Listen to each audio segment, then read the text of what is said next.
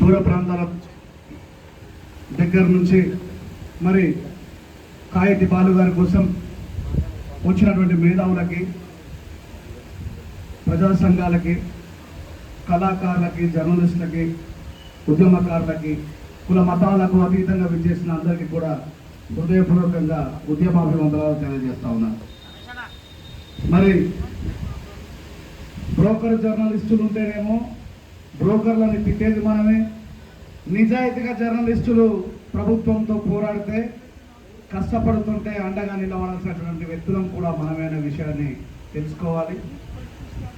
మరి నేను ఆయనతో ఉన్నటువంటి అనుబంధాన్ని గత 2 దశాబ్దాల కాలాల నుంచి చూస్తూ ఉన్నా. ఆయన తెలంగాణ పోరాటంలో చాలా చాకచక్యంగా పాల్గొనడంతో పాటు ఇక్కడ ఉమ్మడి ప్రభుత్వం ఉన్నప్పుడు ఉపాధి లేక లక్షలాది కోట్లాది మంది ఈ దేశాన్ని దాటి వేరే దేశానికి ఉపాధికి వెళ్ళి అక్కడ సరైనటువంటి వసతులు లేక ఆత్మహత్యలు చేసుకుంటూ జీవోత్సవాల్లాగా బ్రతుకుతున్న వాళ్ళకి తెలంగాణ ప్రభుత్వం వచ్చిన తర్వాత ఆ పేద ప్రజలకి, ఆ గల్ఫ్ ప్రజలకి, రాష్ట్ర ప్రభుత్వానికి మధ్య రాయబారం చేసినటువంటి వ్యక్తి.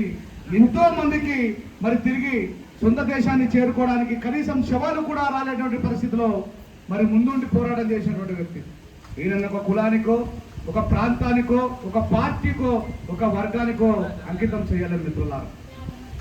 మరి నేను భారత రాజ్యాంగం గురించి ఎప్పుడు విపులంగా మాట్లాడేటువంటి నేను కేకే మహేందర్ రెడ్డి గారికి ఈ విషయం తెలియకుండా ఉండదు. ఎందుకంటే మీరు అడ్వకేట్ కాబట్టి ఆర్టికల్ 19 భారత రాజ్యాంగంలో ఇచ్చినటువంటి భావ ప్రకటన స్వేచ్ఛ, మాట్లాడేటువంటి హక్కుని మరి మాజీ ముఖ్యమంత్రి కల్వకుంట్ల చంద్రశేఖరరావు గారు ఒకవేళ ఆర్టికల్ 19 స్వేచ్ఛను మీకు ఇవ్వకపోతే పేగులు తీసి మెడలేసుకుంటా, పుంటి కూడ లెక్క నూరుకుంటా, చెరిగల లెక్క నమ్మలేస్తా అని చెప్పి మాట్లాడే హక్కు మీకు ఉండేది కాదు.